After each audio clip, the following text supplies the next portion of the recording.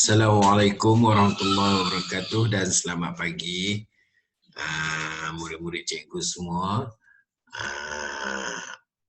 Alhamdulillah hari ini dapat kita bertemu lagi dalam mata pelajaran Bahasa Melayu bersama Cikgu Ilas. Bahasa Melayu tahun 3. Hari ini kita akan menyentuh tajuk yang berkaitan dengan ayat majmuk.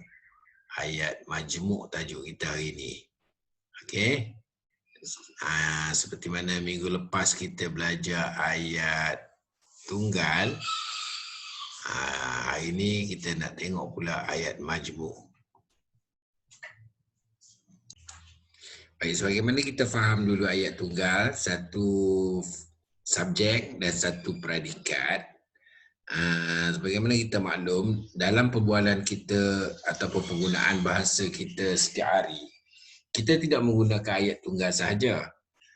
Tetapi kita sering juga menggunakan ayat-ayat yang terdiri daripada 2 ayat tunggal atau lebih yang kita cantumkan. Malah kita menggunakan beberapa ayat tunggal atau sekumpulan ayat tunggal dalam percakapan kita sehari-hari. Jadi ayat yang terdiri daripada beberapa ayat tunggal itulah yang kita namakan ayat majmuk.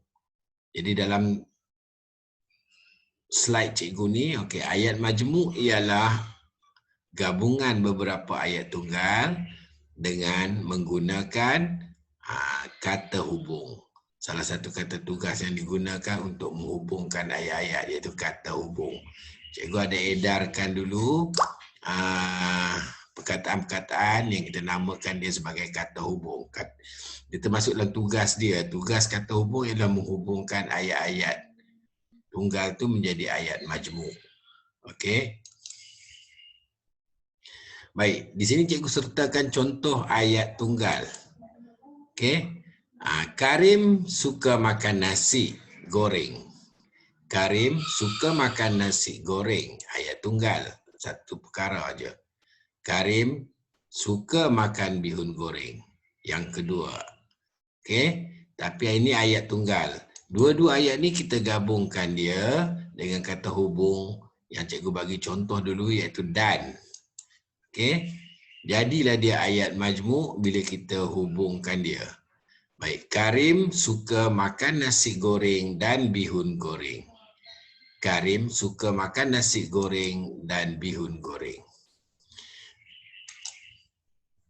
Baik, contoh ayat tunggal lagi, mari kita tengok. Kakak suka bermain tenis. Abang suka bermain badminton.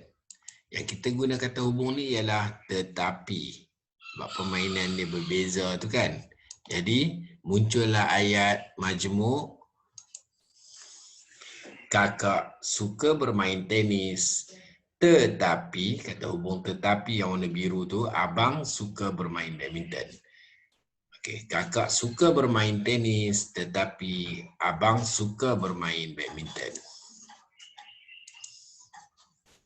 Baik, contoh ayat tunggal lagi. Fatimah pergi ke pusat sumber. Fatimah membaca buku. Okey, Fatimah pergi ke pusat sumber. Fatimah membaca buku.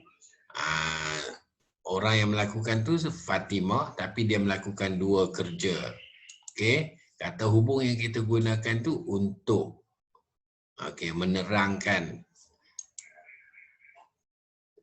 Ayat majmuknya ialah Fatimah pergi ke pusat sumber untuk membaca buku.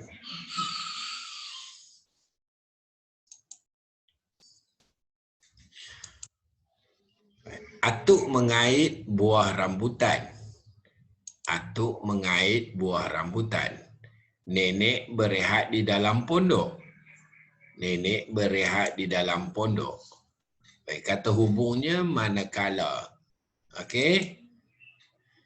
Jadi ayat majmuk yang terdirinya ialah atuk mengait buah rambutan manakala nenek berehat di dalam pondok. Atuk mengait buah rambutan manakala nenek berehat di dalam pondok. Baik. Di sini cikgu sertakan juga contoh kata hubung. Okey, sekali lagi. Hari itu cikgu dah senaraikan panjang dah.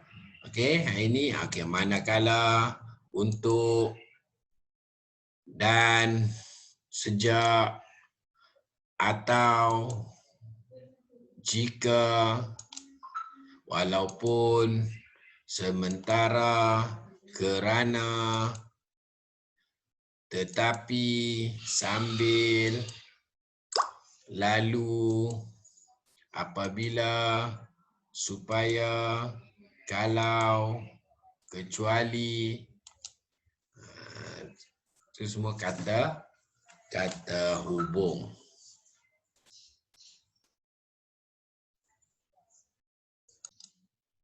Baik, sebagaimana kita tahu, tugas kata hubung ialah menghubungkan dua klausa atau lebih. Okey, ataupun menghubungkan ayat lebih daripada satu ayat. Kita nak menggunakan kata hubung yang cikgu senaraikan tadi. Baik, kita tengok contoh ayat majmuk ni. Murid menyapu sampah dan mengelap cermin tingkap. Kata hubungnya ialah dan. Okey.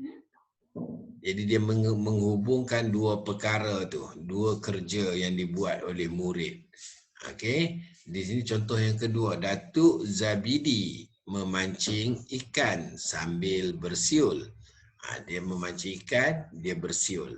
Kita gunakan kata hubung, dilakukan serentak, kita gunakan kata hubung sambil. Datuk Zabidi memancing ikan sambil bersiul. Okey. Jadi kata hubung di situ sambil digunakan. Setiap pagi ayah bangun awal untuk ke kebun sayur.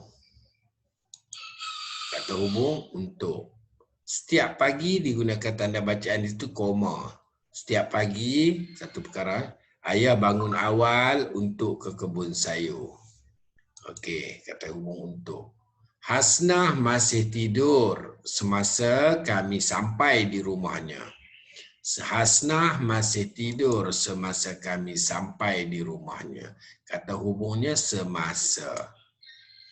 Ayah akan pulang ke kampung kerana hendak melawat ibunya yang sakit.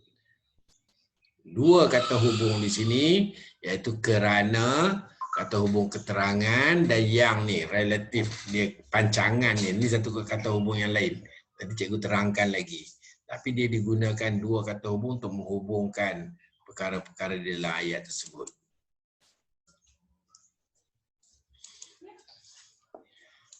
Baik, kita tengok sini beberapa contoh soalan yang biasanya lah digunakan dalam latihan-latihan.